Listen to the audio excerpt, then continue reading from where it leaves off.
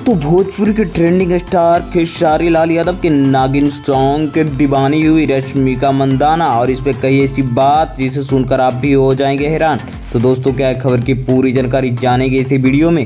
इससे पहले अगर आप हमारे चैनल पर नए तो वीडियो को लाइक शेयर करके चैनल को सब्सक्राइब जरूर कर दीजिएगा।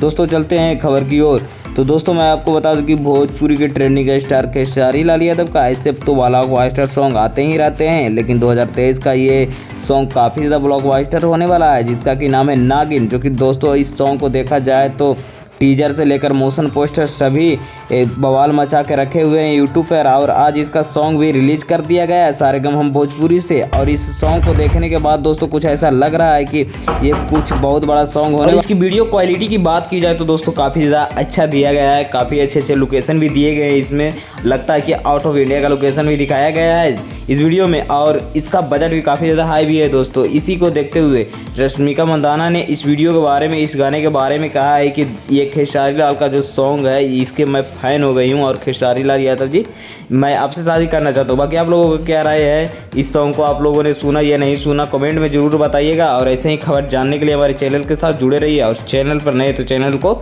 सब्सक्राइब जरूर कर दीजिएगा। दोस्तों मिलते हैं आपसे नए खबर के साथ।